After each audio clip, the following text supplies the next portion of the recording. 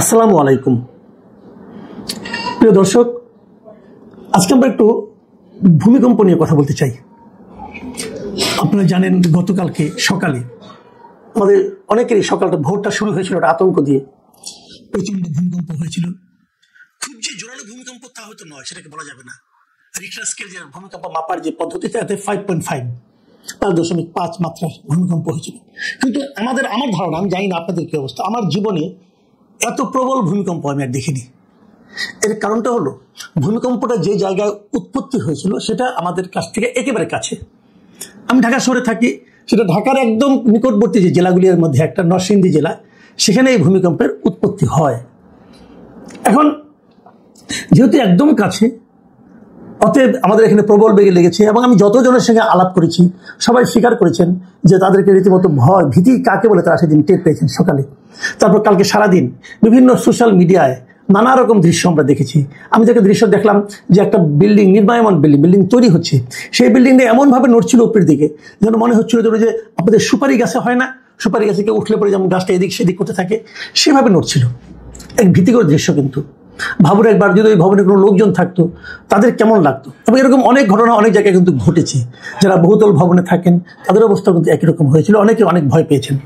আবার দেখেছি যে মিডিয়াগুলিতে, কোনো একটা মিডিয়ায় দেখলাম সকালে, সম্ভবত ডিবিসিতে দেখলাম, সকালবেলা একজন ডাক্তার ভদ্রমহিলা, উনি চিকিৎসক, উনি একটা প্রোগ্রাম করছিলেন এবং সেই প্রোগ্রাম চলাকালে যখন ভূমিকম্প হচ্ছিল তখন ক্রমাগত কালেমার তাইবা করছিলেন। আমার কাছে বিষয়টা কিন্তু ভালো লেগেছে এই কারণে, উনি সায়েন্সের লোক, চিকিৎসক, সবই ঠিক আছে, কিন্তু উনি কিন্তু ওনার যে বিশ্বাস, ওনার যে ধর্ম বিশ্বাস, উনি কিন্তু বিপদের সময় সেটা আঁকড়ে ধরেছিলেন। আমরা কিন্তু তাই করি, যখন বিপদগ্রস্ত হই সারাদিন এদিক সেদিক ঘুরি, মাস্তানি করি, বাহাদুরি করি, যখন বিপদে পড়ি তখন কিন্তু ঠিকই কোনো একটা অদৃশ্য শক্তির কাছে আমরা কিন্তু নতজানু হই, ওনার শরণাপন্ন হই, ওনার কাছে এক ধরনের প্রশ্রয় চাই, এক ধরনের আশ্রয় চাই। যাই হোক, এর মধ্যে আরো কয়েকটা টেলিভিশন দেখেছি, এক জায়গায় একজন খবর পড়ছিলেন, এক জায়গায় একটা স্পোর্টসের খবর পড়ছিলেন, তারা সবাই কোন টিভিতে কি অবস্থা সেটা আমরা দেখেছি। কালকে সারাদিন এটা নিয়ে আলোচনা হয়েছে, নানা রকম ব্যাখ্যা করেছে, কি করণীয় তা ব্যাখ্যা করা হয়েছে। একজন দেখলাম যে কেন হতে পারে, আমাদের উপর গজব আসলো কিনা আল্লাহ, সেটাও হয়েছে।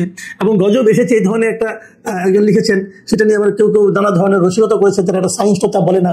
ভাই, কি বলে না বলে বিপদে পড়লে বুঝবেন, এটা আগে গবেষণা করার দরকার নাই, আগে বাহাদুরি করার কোনো দরকার নাই। তো এটা কালকে পর্যন্ত ছিল। আজকে কি হলো? আজকে সারাদিনে 3 বার ভূমিকম্প হলো। তার মানে একটা হিসাব দেখলাম বেরিয়েছে যে 30 ঘন্টায় 4 বার ভূমিকম্প হলো। আজকে সকালে সেই নরসিংদীতেই আরেকটা ভূমিকম্প হয়েছে, এটা অবশ্য মাত্রাটা অনেক ছোট ছিল, 3.3।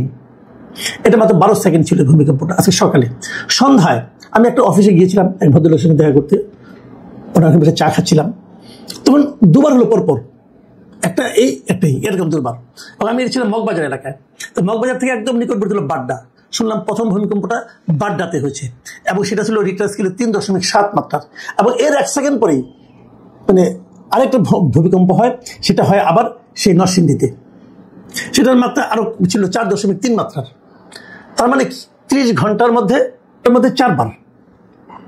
ভাবুন, 30 ঘন্টার মধ্যে 4 বার ভূমিকম্প। আমার মনে হয় না আমাদের দেশের কেউ এই দেশে থেকে এই ধরনের অনুভূতি কারো হয়নি। এখন এই ভূমিকম্পটা কি মানে কেন হলো, এটা কিন্তু এখন অনেকে বিজ্ঞানীদের ব্যাখ্যা করতে পারে। মানে ভূগর্ভস্থ যে এইগুলো বিভিন্ন রকম প্লেটগুলো আছে, সেগুলো সরে যায়, কি হয়, নানাভাবে তারা কিন্তু ব্যাখ্যা করতে পারে।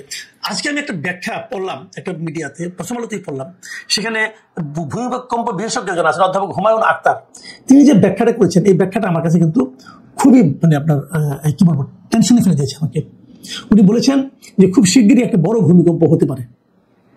কারণ উনি এই কথাটা বলেছেন, সেটা হলো প্রত্যেকটা ভূমিকম্পের পরেই না একটা আফটার ইফেক্ট, মানে কিছুক্ষণ পরে আরেকটা ভূমিকম্প হয়, এটা বলা হয় আফটার শক।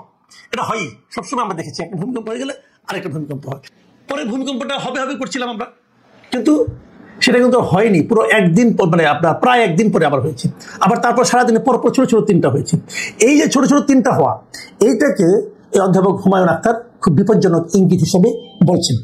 অধ্যাপক হুমায়ুন আক্তার কি বলেছেন সেটা বরং আমরা একটু শুনি, আপনাদেরকে শোনাই, বরং একটু ভয় পাওয়ার মতো বিষয় কিন্তু আছে। উনি বলেছেন যে গতকালের ভূমিকম্পের পর আফটার শক হবে এমনটা আগেই ধারণা করা হয়েছিল, তবে আফটার শকগুলো গুরুত্বপূর্ণ। কারণ হিসেবে তিনি এই কথাও বলছেন যে ভূ অভ্যন্তরে যে ফাটল বা ফল্ট লাইনটি এতদিন ধরে প্রচন্ড চাপে একে অপরের সঙ্গে আটকে ছিল তা নড়তে শুরু করেছে এবং শক্তি নির্গমনের একটি প্রক্রিয়া চালু করেছে। এমন আফটার শক হতে হতে বড় ভূমিকম্প হবে, সেটা খুবই নিকটে হতে পারে। এটা যদি হয়, আপনি ভাবেন যদি খুবই নিকটে এরকম একটা বড় ভূমিকম্প হয়, কি হবে আমাদের?